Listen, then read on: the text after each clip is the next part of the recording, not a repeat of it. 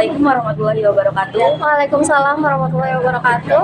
Kami dari Kapila 8, mahasiswa baru Universitas Muhammadiyah Yogyakarta. Kami akan mewawancarai Ibu tentang susu sarjana. Apakah Ibu berkenan? Iya, berkenan Kak. Sebelumnya, mengapa Ibu memilih nama susu sarjana di usaha ini? Oke, kenapa namanya susu sarjana? Jadi, kenapa namanya susu sarjana? Yang pertama karena jualan susu ya, otomatis namanya susu. Terus kenapa kok sarjana? Karena founder-co-foundernya itu kita waktu bikin usaha ini itu baru lulus kuliah, baru sarjana, jadi namanya susu sarjana kayak gitu. Terus juga target pasar kita kan mahasiswa, jadi memang yang erat sama mahasiswa kan sarjana, karena semua mahasiswa kan pengen jadi sarjana. Jadi kenapa itu namanya susu kayak gitu. Kalau tahun berdirinya itu dari tahun berapa? Kalau tahun berdirinya kita kalau developnya itu dari 2017, tapi pertama kali launching itu 2018, Februari 2018. Motivasi buat bangun usaha ini apa ya, Bu? Motivasinya karena founder-co-foundernya itu kita dari lulusan pendidikan Kak, pendidikan di salah satu univ di Jogja. Nah, motivasinya itu kan zaman itu sampai sekarang sih ya, jadi guru yang benar-benar layak secara penghasilan itu kan susah. Terus kita motivasinya pengen nggak mencari lapangan kerja, tapi pengen mendirikan lapangan kerja kayak gitu. Makanya kita buka usaha. Kalau di usaha ini yang menu yang paling diminati konsumen itu Yang best seller ya kita ada drink bang bang, terus ada Oreo, kemudian ada strawberry, buah yang buah asli, sama coklat. biasanya kalau di setiap cabang itu butuh berapa karyawan? Karyawannya kita ada 2 sampai 4. Jadi tergantung keramaian di outlet tersebut. Ada berapa cabang sih? Kita ada 10, ada 12. Yang 10 itu punyanya manajemen pusat, yang 2 itu franchise. Itu di Jogja semua? Di Jogja semua.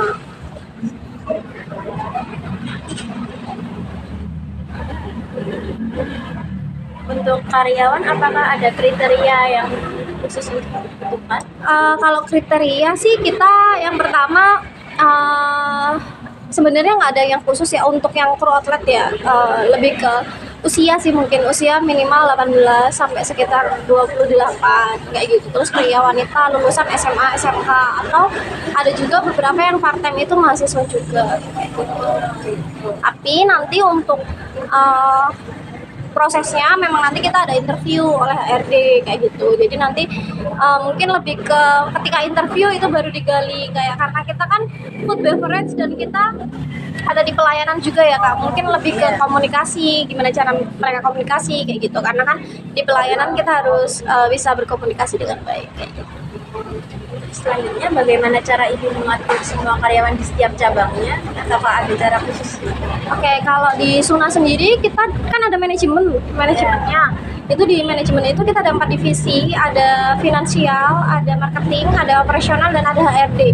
Jadi untuk karyawan di outlet juga itu yang mengatur adalah HRD. Tantangan yang dihadapi dalam menjalankan manajemen operasional, apakah ada? Kalau untuk operasionalnya sendiri, karena bahan baku kita utama itu susu ya Kak. Nah, tantangannya di bahan baku utama sendiri sih. Jadi kayak kita harus menjaga susu itu kan harus di suhu dingin. Jadi memang cara penjagaannya, jadi pendistribusiannya harus kita perhatikan betul kayak gitu. Teknologi operasional apa saja yang Teknologi di operasional di bagian produksi sih kita menggunakan. Jadi kan susu kita itu kita olah sendiri.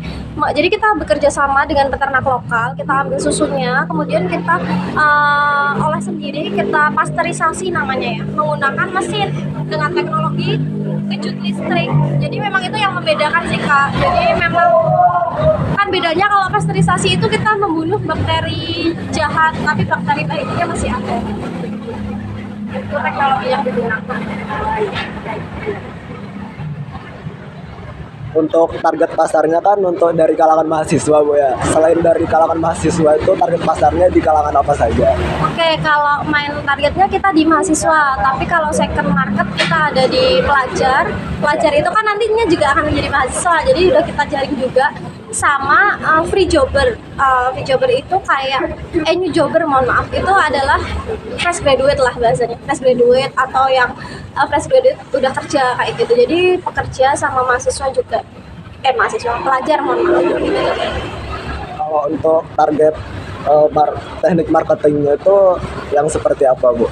Oke, kalau marketing kita pakai dua, konvensional sama online ya, digital kayak gitu. Kalau konvensional kita kayak kerjasama juga sponsorship, just tip sama mahasiswa, pelajar kayak gitu kalau ada acara. Terus kita juga nyebarkan leaflet, pamflet kayak gitu. Terus kalau yang digital itu ya kita kayak misalnya kerjasama sama KOL, foodgram kayak gitu-gitu Kak, sama ads gitu. Kalau dibandingkan dengan kompetitor serupa, keunggulan bisnis Ibu itu apa? Oke, kalau yang serupa ya. Ya. Kalau yang sejenis sih kita optimis. Brand susu yang di Jogja yang memang take away ya. Yang take away kita number one kayak gitu. Tapi kalau misalnya dengan brand minuman lain, keunggulan kita yang jelas pertama dari produk. Kita pakai bahan baku susu. Susu kan menyehatkan. Terus kita juga campurannya pakai buah asli. Terus bubuknya juga premium. Kita juga ada pilihan gula rendah kalori. Jadi memang kita tuh pengen menciptakan produk minuman itu yang sehat. Jadi kayak kalau mau dikonsumsi setiap hari itu nggak bikin, mohon maaf, diabetes kayak gitu. Jadi kita menciptakan itu untuk perbedaannya. Kan mohon maaf kalau misalnya kayak brand-brand yang viral kayak boba-boba gitu kan dia juga kayak gulanya tinggi ya Kak. Kita juga ada opsional kayak gula rendah kalori. Jadi biar bisa dikonsumsi tiap hari tanpa worry. Berarti produk Ibu itu ramah untuk kesehatan. Iya, insya Allah aman. Lalu untuk modal sendiri, berapa modal awal yang Ibu gunakan untuk membangun usaha ini ya? Oke, kalau awalnya itu di offer pertama kita dulu ada bantuan Kak, namanya kalau dulu tuh namanya PKM, program kewirausahaan mahasiswa. Jadi kita bikin proposal terus diajukan ke dinas ya. Kebetulan dulu kita lolos, jadi kita modalnya dari situ. Tapi memang nggak dari situ aja sih. Dulu tuh dapetnya sekitar 15 jutaan. Sedangkan untuk dulu di tahun 2018 kita buka Suna itu mungkin habisnya sekitar 40 jutaan seperti itu. Nah modalnya itu dari itu PKM sama ya dari founder-co-founder iuran. Selama menjalankan usaha ini, apakah ada tantangan yang Ibu hadapi? Untuk tantangannya jelas ada ya Kak. Seperti tadi udah disampaikan Kak Danang juga, kalau target pasar kita mahasiswa, target pasar utama. Sedangkan pada 3 tahun terakhir kemarin kita COVID.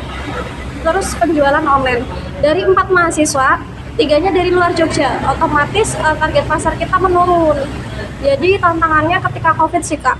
Ketika COVID itu kan otomatis kita penjualannya menurun. Terus di masa COVID itu kita tidak ada waktu untuk memperkenalkan Suna ini ke maba. Karena kan kuliahnya online, otomatis ketika masuk ke Jogja itu udah mungkin semester 7 ya, 6-7 gitulah. Jadi online-nya lama, terus sampai Jogja udah mau lulus, jadi udah nggak kenal Suna. Nah makanya mulai sekarang kita mau ini lagi lah, gerilya lagi untuk memperkenalkan susu sarjana ini.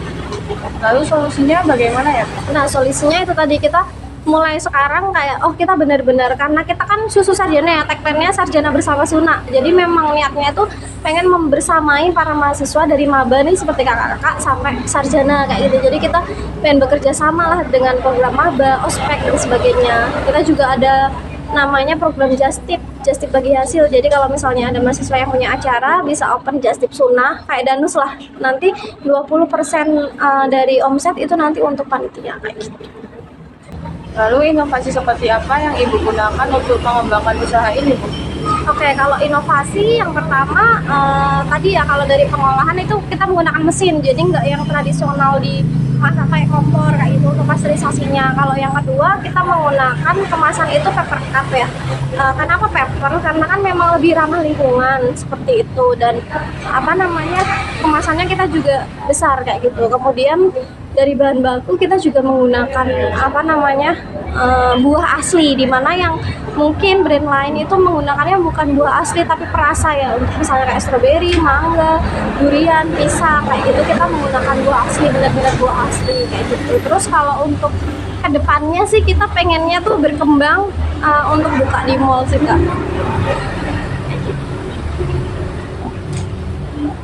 untuk harapan 5 tahun ke depan itu seperti apa? Oke, harapan 5 tahun ke depan tadi mungkin udah di-spill ya. Salah satunya kita pengen buka di mall.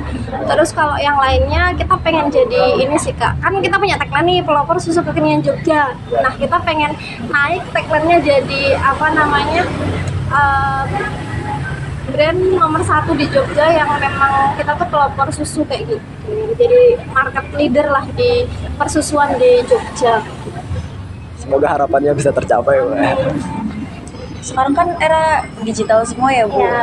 Ada tantangan nggak Bu di era digital ini buat usaha? Tantangan sih kalau secara garis besar sebenarnya mungkin kayak perubahan ya Kak. Kayak dulu kan mungkin milenial ya, saya angkatan milenial. Kalian kan nggak tahu apa Gen Z nih.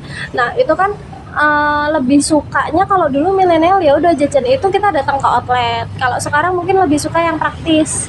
Pengennya tuh di rumah aja tapi datangnya kayak gitu. Jadi mungkin inovasinya ya itu tadi kayak kita nanti kerjasama kayak marketplace seperti GoFood, GrabFood, ShopeeFood.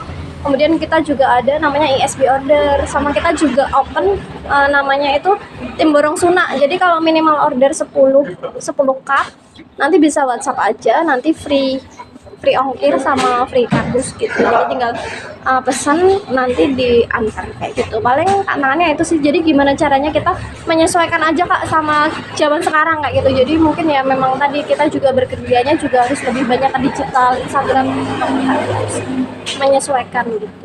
Kendalanya Kalau kendalanya mungkin ini ya Kak, karena ada gap tadi yang saya sampaikan ketika COVID. Jadi kadang tuh kendalanya adalah kita membaca, oh anak-anak zaman sekarang tuh sukanya tuh konten yang seperti apa sih?